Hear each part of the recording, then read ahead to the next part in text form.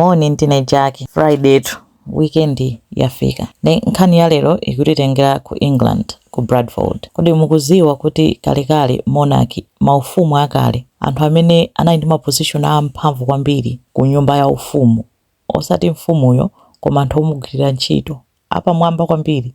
Mataito awo amakhala ma groomsmen of the stool. Ndipo ntchito yomwe amagwira inali yokonza afumu. Afumu akafuna kupita kuchimbuzi, iwo amaperekeza, konza chilichonse, atenga akataya kwa konza afumu aja kwa puputa basi. Ida ntchito ya pamwamba kwambiri mu court ya mfumu. Ndipo amakhala anthu olipiridwa ndalama zambiri koopsa, olemekezeka, anthu onyada, anthu achaonena kuti mpaka pano ma descendants awo, ana awo, zidzukulu zawo, chani ndi anthu olemera kwambiri. Ndi position imene inachosedwa 1901, imene inathesedwa kuti ayi mafumu akhoza mapita okha kuchimbuzi ndikuzikonza okha. Nangofuna kuponyerani ka information ka mu British monarchy. Kuzimachitika maiko ambiri ku Japan ma monarchy awo amapanga zimenezo. Anyway, kani yathu ikutitengera ku Bradford, United Kingdom. Ndiye tatengani chakumwa ngati alipo tea, ndoziwa sugar akuvuta amamweka opanda sugar. Chakumwa chodyera ngati chilipo ndikumva zoti maungu to adzadza. Tagwirani chomwera tenti cheze. Mtsikanayu dzina lake ndi Somaya Begum. Mu chaka cha 2022 anali ndi zaka 20. Somaya anali wa kochokera kwawo kwenikweni kunali ku Pakistan. Makolo ake anali ku Pakistan, anabadwira ku United Kingdom iyeyo ndi makumina makhani makolo akeyo. Makolo ake analovuta, maake ndi bambo ake a strict kwambiri zija zoti anali mwana opanda ufulu, samasangalala, samanjoya ngati anayi naye. Ndi chifukwa cha mmene amakhalira strict makolo ake, adali basi wadu wokhala chete ngati onyenchera choncho. Olo school amamuletsa, samafuna onewa kuti ampitise ngati ku university chani. Zinzonera kuti sizovuta kwambiri kupanga ayi United Kingdom. Munthu kafuna kupita ku university umapita. Atakwana zaka 16, abambo ake Somaya anamuza onena kuti ndakupezera mamuna ku Pakistan. Mamunayo anali akuti cousin wake wa Somayayo, koma Somaya samafuna zimenezozo. Iye anali ndi maplani yake, anali ndi ambition yake, amafuna ataphunzira chani. Nde abambo ake amavuta kwambiri, amapanga nkhaza kwambiri. Nde Somaya anakadandaula kwa achibale ena kuphatikiza agogo ake akazi. Nde achibale aja ananena kuti iya inu simungamkwatiwitse mwana ali zaka 16, safuna kukwatiwa. Mamuna mukuti akwatira nayeyo sakumuziwa, osamusiya mwana afuna kupanga skulu aphunzire bwanji. Nde munabuka mpungwepungwe mu mtundu wawo. Anapeza kuti anthu agawikana nkukhala maudani akuluakulu. Abambo ake a Somaya dzina lawo Yasini ndi achimwene awo dzina lawo Muhammad Khan. Amavuta aonera kuti uyu akwatira zivute zitani pamene Somaya amati sindikufuna. Abale ena aja, ankolo ake ena ndi agogo ake amanena kuti ayi musiyeni mwana. Ndi mpaka na abambo ake anatenga mpeni ndi ankolo ake aja kumuzonera kuti tikuvulaza ukapanda kukwatira ndi munthu amene tikuwuza kuti ukwatira wena kuti mvera nkupanga zomwe ife tikukuwuza. Ndi Somaya anangonyamuka kupita kukanena ku polisi. Atanena ku polisi, nkhani ija inakhala yayikulu mpaka na inapita ku court. Apolisi sanayisire pompo, plus amabungwe analowerera kunoti mwana simungamkwatiwisa simungamkakamize kukwatira ndi munthu. Nde anapezeka kuti court linayika order yoletsa kunena kuti asachitidwe force kukwatira ndi wina aliyese, koma ifa cha maudani ndi kuopsezedwa kumene kumachitika anamuchotsako ku nyumba kucha. Anakamusiya kwa ankolo ake aja amadana nazo zoti amkwatiwitsezi. Ankolo akewo amakhala agogo ake aja. Ndi anthu aja amaoneka kuti akufunira zabwino kuti akaphunzire atani aja. Anakamusiya kwa amenewo. Nkupereka order yone kuti abambo ake ndi ankolo akewo Yasini ndi Muhammad asazapezekeko ku nyumba kumene koko. Asazapezeke kwa nabana kunoti anthu awo asazatana asazapezeke. Akazaphwanya order imene yoyo nkupeza kuti apitako kudzakhala mulandu. Basi Somaya anasamuka umakakhala ndi ankolo ake ndi agogo ake, peza kuti mwana uja wasintha kukhala otakasuka mpaka anapeza kuti wapita kuwakayamba university amaphunzira biomedical science, komanso ati amakhonza bwino kwambiri atayamba skulu amapita ku Leeds Beckett University. Nde anali mwana onena kuti basi tsogolo lake labwinobwino. Pa 25 June 2022 anati wachoka skulu madzulo nzake anamutumizira message kunena kuti Somaya taona chimvula chili kwathu. Anajambula ngati ka video ka mvula ndi mmene amachezera anadabwa kuti Somaya sana muyankhe. Apa pano Somaya to wakwana zaka 20 anantumizira message ina, anaona message munthu sakundiyankha. Kena kwa anantumiza message ta ukailandira message icho ndiyimbire atadabwa.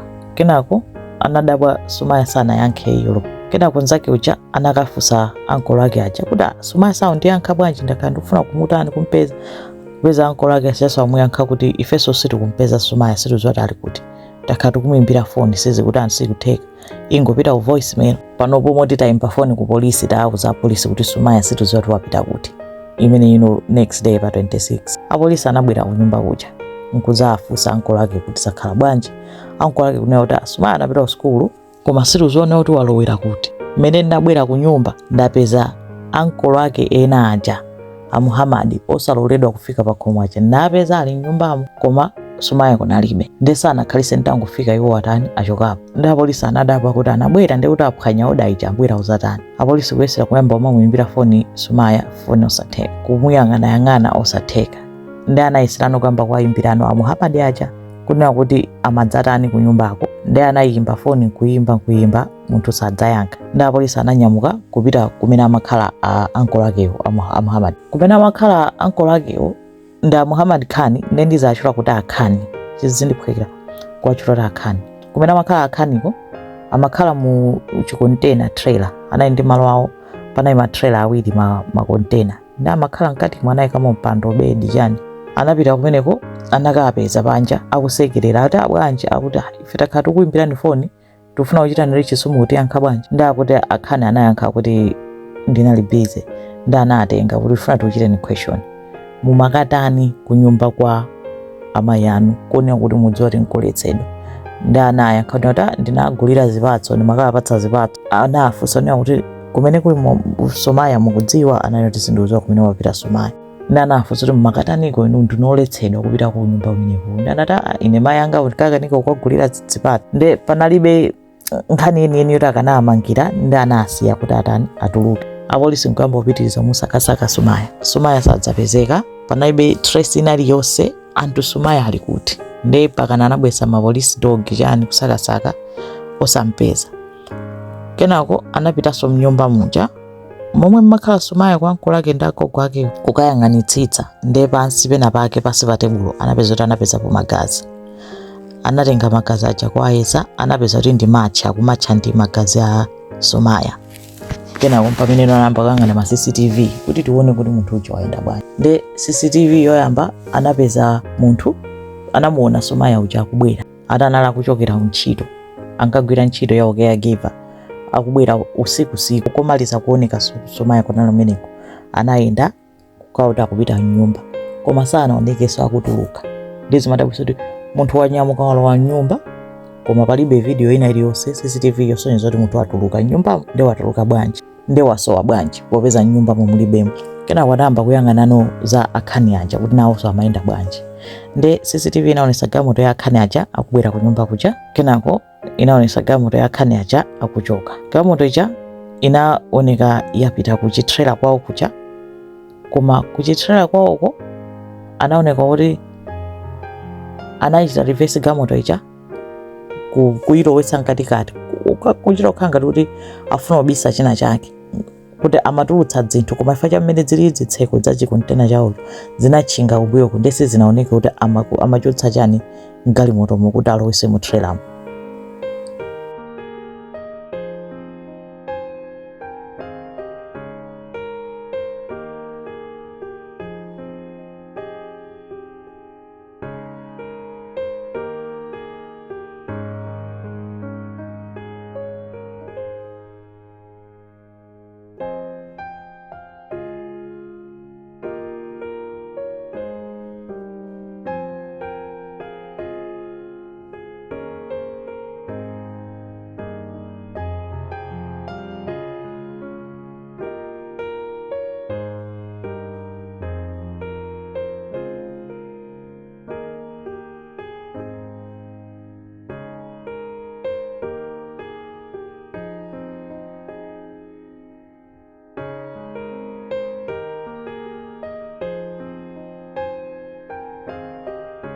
Kenako galimoto ija inazonesekanso tsiku lina ikupita pa kachirechire yoncho kumene anthu amakonda kutaya ku zinyalala mosalolezedwa.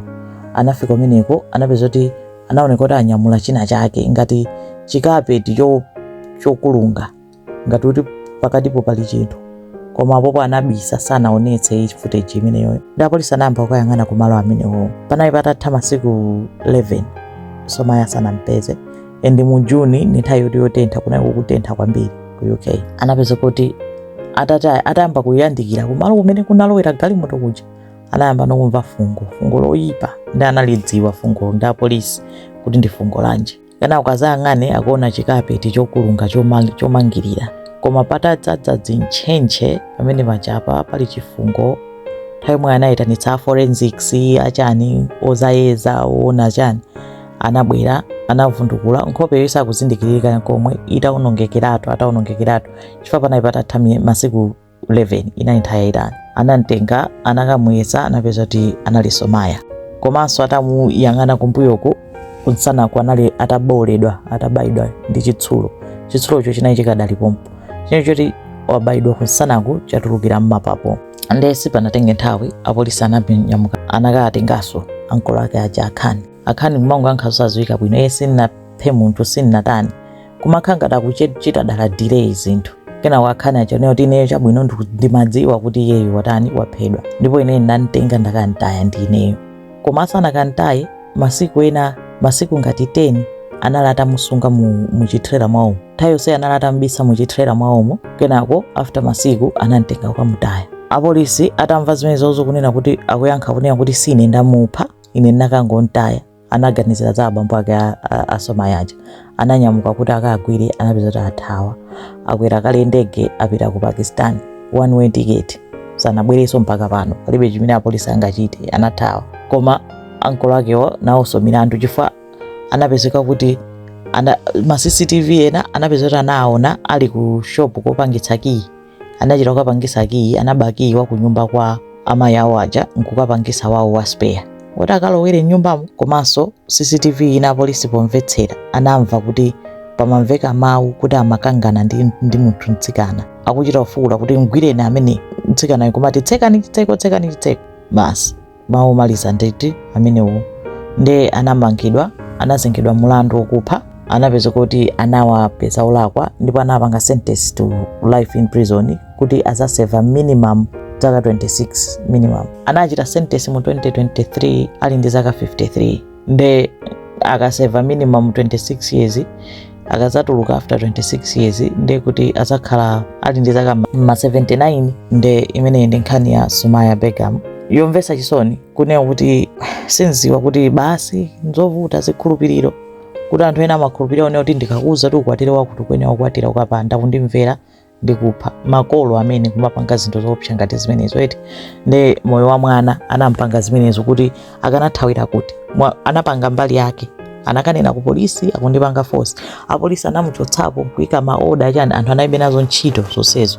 Anampangabe chiwembu mwana wawo yemwe atifaira akana kukwatira ndi munthu wina wake oti sakumuziwa ndipo sakufuna, ndipo anali mwana amafuna tsogolo lake labwinobwino. Imeneyo ndi nkhani ya Somaya Begum. Zikomo kwambiri.